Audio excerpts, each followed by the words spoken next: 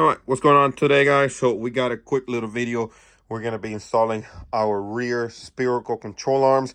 Now, the reason we're getting rid of this and we're going spherical instead of a bushing style is, so you can see here, over time, the bushings that are rubber will start cracking and just wear out a lot faster than a traditional spherical end. So, and what's even better with the spherical, if you are all-wheel drive, when you do the conversion on an RSX-Ep3 or EM2, the piece right here on the trailing arm, this no longer sits straight like this. So it causes a lot of stress on the bushing and they will go out very quickly. And it's not recommended to run the stock ones that is not spherical if you're all-wheel drive. Okay, but again, these are for front wheel drive as well. It doesn't matter. It's going to be a replacement piece, but just know that this is the spherical and you're not going to be having those type of issues. So the better thing about this is this gives you a play without having stress on the bushing itself. So you can see here, it's able to move. You can see how it moves. Okay, so on like this, it's just set in there and you can't move it. So we're gonna go ahead and install it. But one thing I've been telling everybody that has been pre-purchasing this is to line them up to your OEM one, so when you go throw them on, it's not completely off and you can still drive the car to the alignment shop if you need to.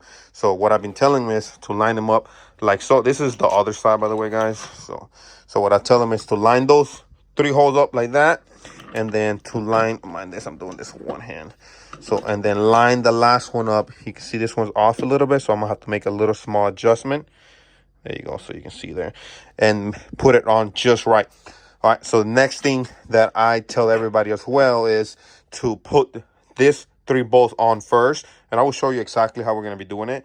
And then line this up last one. Otherwise, it does not line up at all, okay? So this one first, and then it's going to be the last one right here. Okay, one thing is to take off the OEM bolts. You need a 10-point socket. Okay, you can find it on Amazon. I think I paid like $8-9 the one that I order. So just put Honda 10-point socket and it's going to come up, and it's directly just for the Hondas to remove the rear trailing arm, not trailing arm, control arm. Okay, so I will show you that as well here in a second before I take the other one off, but I already took one off and I already replaced it. So I'm gonna go ahead and show you that outside, but super easy. You're gonna remove this 3. There's gonna be a 17 here, okay, and that's gonna be going out, and then we're gonna go ahead and put our new one. Okay, so again, make sure you line it up, all right, before you go ahead and try to put it on. So again, I'm gonna make the adjustment here in a second. Okay, so we're gonna go ahead and outside and put it on. So let's get it. So here we go, guys. So I'm gonna quickly show you. So again, you're gonna need a 10-point socket. Okay, you cannot find them at the parts store, so do make sure you order one online. That's the only way I was able to get one. So you're gonna need it in order to remove the bolts right here. So it's 3 on each side. So very simple, 3, and then the 17 right there. So we're gonna go ahead and put the other side and show you exactly how it's done. Okay.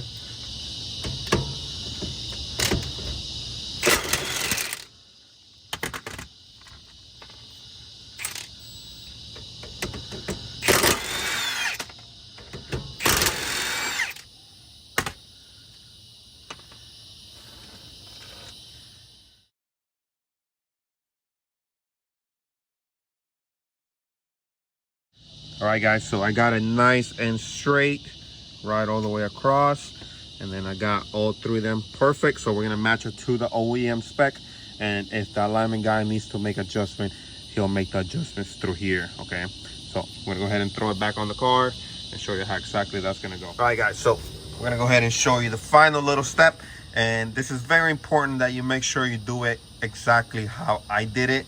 So what you're gonna do is line up all 3 of these bolts. As you can see, they're still loose, so follow the directions as I say right here, otherwise it will not work. Okay, so go ahead, put this 3, don't tighten them, and then put the 17 again, don't tighten, and then what you're gonna do, you're gonna tighten this 3 and then finish tightening up the 17. So I'm gonna go ahead and finish that up. So you can see the other side already done. So we're gonna go ahead and finish this up, and if we do need to make any adjustments, is gonna be here, okay?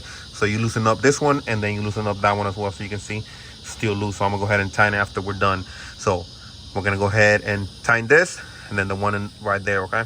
So 17, and this is just Allen socket, and I'll tell you right now the size. Guys, so we are done. So the size you need is for the Allen, it's gonna be a 12 millimeter. So you can see it, that one's done, and as well as the other side right there.